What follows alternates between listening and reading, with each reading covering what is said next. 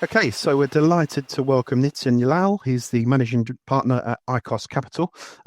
With deep experience in sustainable innovation and a keen eye for scalable food and ag tech ventures, Nityen brings a unique perspective on what it takes to build companies that are both commercially viable and environmentally impactful. So today we're going to explore, among other things, key tensions that founders face, from profitability versus growth to the race for cost parity, and how investors such as Icos are thinking about the future of food tech. Nityen, it's great to have you with us.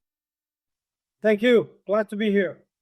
Let's begin with a classic startup dilemma, one that every founder wrestles with at some stage, I'm sure. That's that age-old startup tension: growth versus profitability. From your seat as an investor, what's the first thing you look for when founders talk about this balance? Now, Icos Capital is mostly investing in scale-up phase companies. So when we invest in a company, we are looking at these companies from a standpoint of they need to become EBITDA positive at some point in time in the near future. And that near future should be, let's say, in the next 5 to 7 years.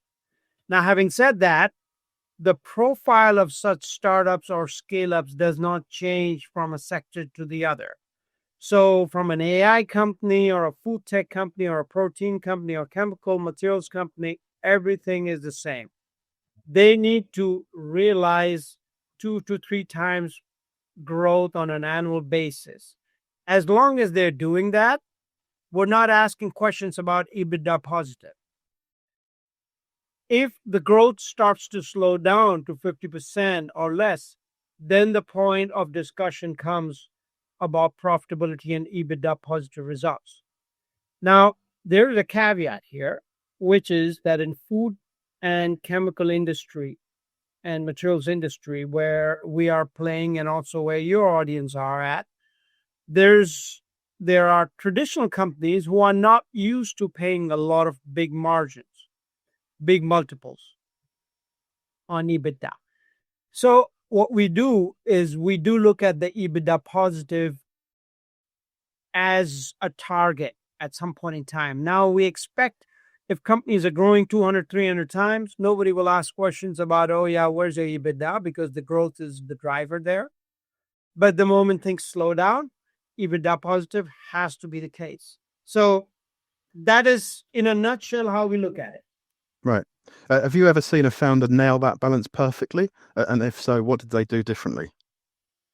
Yeah, so we've seen some AI companies. I fortunately have a couple of AI companies and a carbon capture company that is growing at that speed. Like in the VC world, they call it triple, triple, double, double. Basically, moving from 1 to 25 million in 5 years, and we see those companies. And when they are doubling, tripling their performance, nobody's asking that question. But at the same time, we've had a portfolio company in food tech where they were not growing at that pace. They were growing fast, but it was more of a food tech industry space.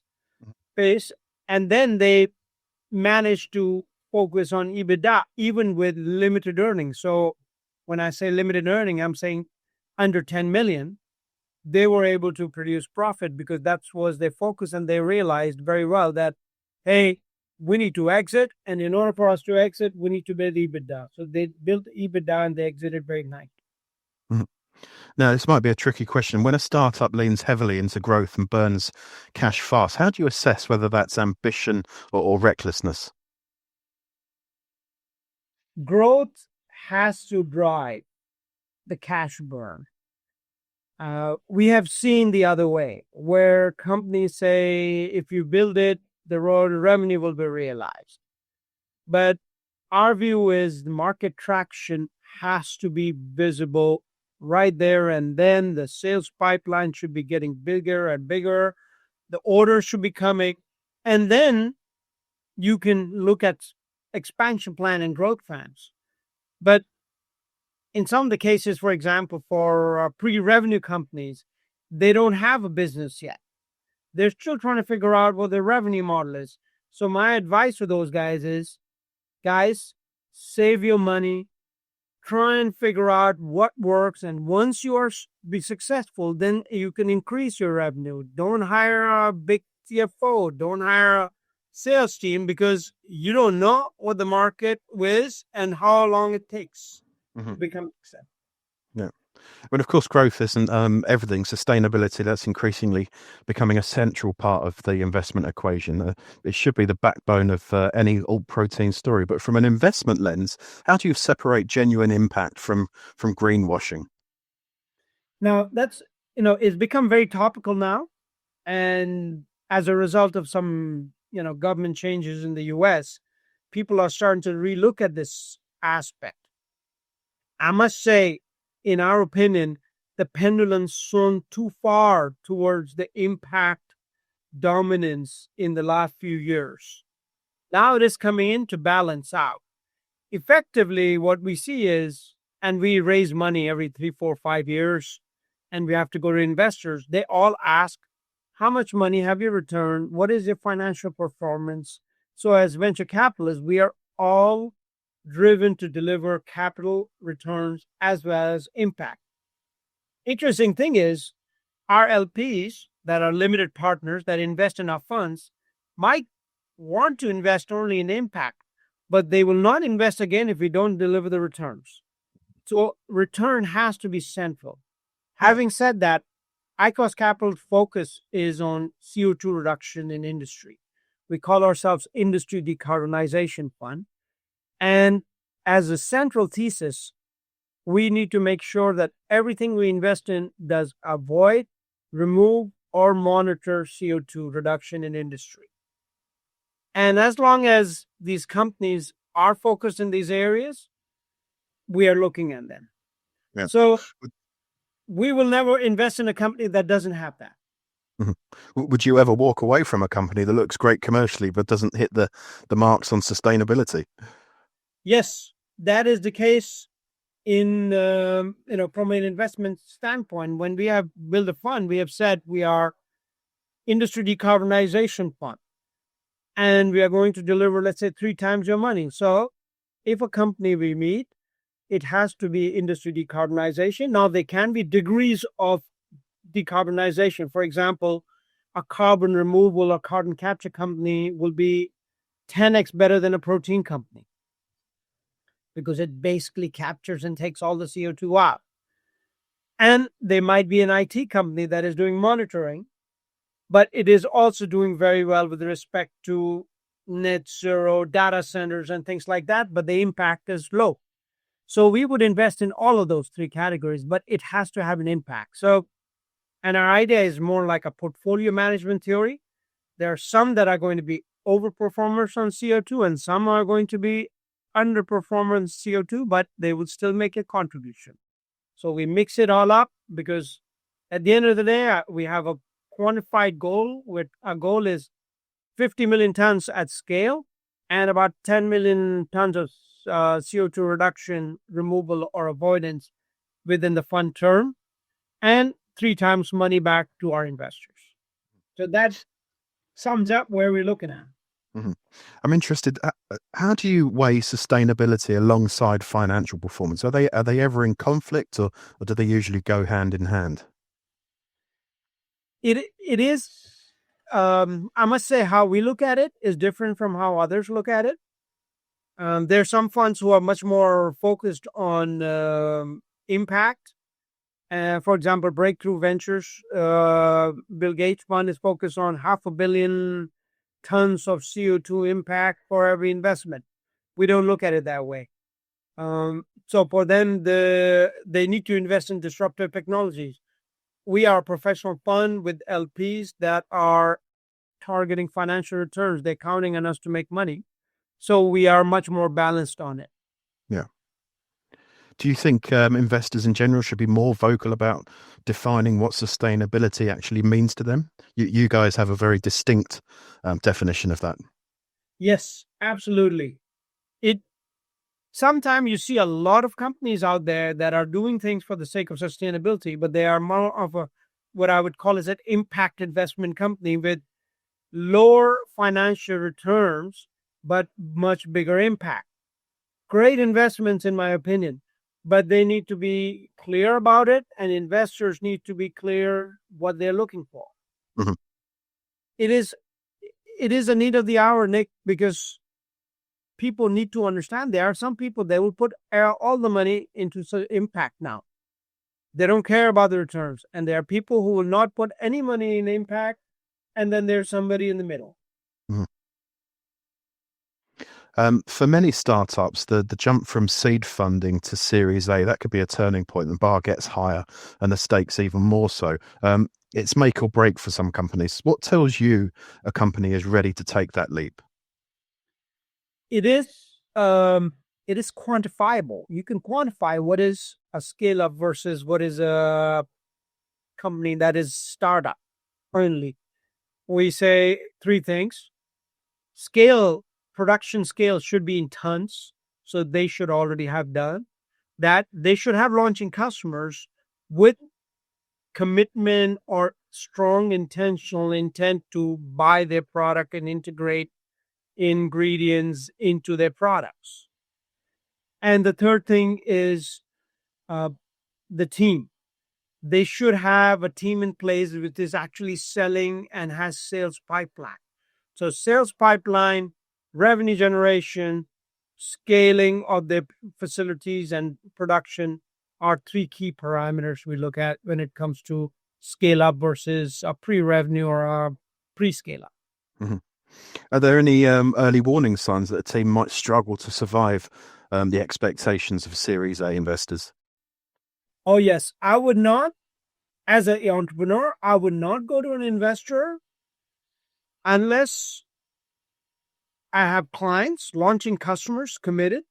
I have proved the production is about tons in tons, let's say 10 ton, 20 tons, and active discussions with many corporate who are interested in integrating my product. Now, what I see is there's the biotech type Series A going on, which is we have developed the product, there's a lot of interest, and now we need to go and make a big factory, and that factory costs 25 million, and EIC is going to give us 12, and you need to put 12 and a half or 13. Now, those types of stories we see a lot. But the problem is the integration of your product as an ingredient into an end product. Food tech companies or food companies are talking to a lot of you guys. A lot of them. And it's really bad, but this is what we are seeing, that we would go to a big retailer or a product maker, dairy company for that matter, and they're like, oh yeah, we talk to everybody and we sample with everyone. And we say, when you build it, give us more sample. Oh, are you going to commit? They said no. And the people have to understand exactly how their brain works. Let's say people make dairy product. Let's say milk for that matter, or yogurt. Now they want to put that yogurt into the market when consumers will start to pick it. Now, if you already have an existing yogurt, the last thing consumer wants is change of taste because they'll drop it like anything. Second thing you don't want is change in price. Now, if you go to a retail market, everything has price on it. It is very different from many other things that you buy, where the price is not so prominent. You go to a dairy section, and there are 10 different types of yogurts, and everything's got a price in it. And there's that little, oh yeah, we got 15% more protein, we got 30% more protein, and consumers just bombarded with that information, and they quite often they don't want to pay more, and the dairy companies don't want to pass that price increase to them, so they're super careful. And this is what we are seeing is they're starting to introduce, but the change in food is slow. We all eat stuff that we're used to most of the time. Some of us try more, and change, I think, is happening, especially in the mindset of the younger generation, but it is taking time. Yeah. But what do you wish more founders understood about what changes at Series A, sorry, not just the capital, but the expectations? I say in the Series A, you are going to now, you have proven your business model, you have proven your technology, you have a product, and you have some customers. Now you're going from this point on, you're going to validate that your product can grow like annually 3 times. Your business can grow 3 times every year. Before that, you're tinkering with the business model. You don't know if you have a customer, and you don't know if you have a product. Oh, will it scale? Will it not scale? So there's the lot of indecisiveness and uncertainty before Series A. We're going to talk about scalability in a minute actually, funnily enough. But in your experience, Nityen, sorry, what separates the companies that just survive from those that really thrive post Series A? It is market traction. They have a product that is cost competitive, and we haven't discussed this point yet: cost competitiveness and the quality. So it needs to be a superior product. Now, what has happened is, if you look at protein market, the 95% of the protein that's being sold, the vegan protein or bio-based protein, is coming from whey protein, which is dairy, pea protein, and soy protein. Unfortunately, the new types, mushrooms or other types of pulses or different forms, are not there yet. They're not there yet because they're not cost competitive and they're not scale up ready. And those are the important factors that they need to be aware of before they go talk to a potential ingredient buyer. Because ingredient buyer is going to sit right there in front of them and say, yes, we love your product, we want more. But the buyer is most likely working with €2 per kilo pea protein, and he's saying, yeah, I don't want my competition to take lead on me, so I'm going to play around with other products in the market also, and maybe I find something. So there, in the Netherlands, they have a saying people, they watch, they don't buy. So in a way, there's the CPGs are like that. They're looking but not buying. Most of them are there. That's what they're doing. And their challenge, the startup challenge is find that buyer. Maybe it's most likely not the big companies. It's most likely smaller players. Maybe the small ice cream company that wants to make a lead. Innovators. And those are quite often not the big brands. Quite often they are the smaller players, and they should target that. Yeah. Let's zoom in on scalability. It's a term that's used often, but not always clearly defined. For early stage companies, understanding how and when to sell can make all the difference. Everyone loves that word, but it means different things to different people. Nityen, what does it look like to you in a young startup? In a young startup, the scalability means no product risk, meaning, there's product risk, but no product development risk. Meaning the product's ready, been tested by a few clients. There's an order book, maybe small order book, but there are some launching customers. Number 2, tested at scale, meaning in tons of production. It's been done already. So there are no risks. And if I go do due diligence, my due diligence guy will be like, yeah, they can produce at scale, and the cost target is generally achievable. The third thing is they have a team in place that understand what scale up means. Now, people talk a lot about the good management team. What is the good management team? My view is different from the others, quite possibly, because everyone has a different view. My view is you have to have a big innovator, disruptors like entrepreneurs and founders. There is no company without them. But then comes a second level of industry people who understand the market, who know people, and who can sell. And that combination should also be there in a scale. I guess when you're production and the product. I guess when you're looking at a pitch, you can tell the difference between a cool science project and a truly scalable business. Absolutely. There's a lot of variety in the middle, but the bottom line is scale up is a scale up. Scale up mean they've already done stuff and now they're ready to go. Unfortunately, we see very few companies that have actually done that. Doesn't mean that it's not going to happen. What it means is we are still in early stages of protein revolution. Mhm. How early is too early to start thinking about scale? And have you seen a company try to scale too soon? Yes, we've seen many of them. Um, there is EIC grant that's being made available that is in tens and twenties of equity.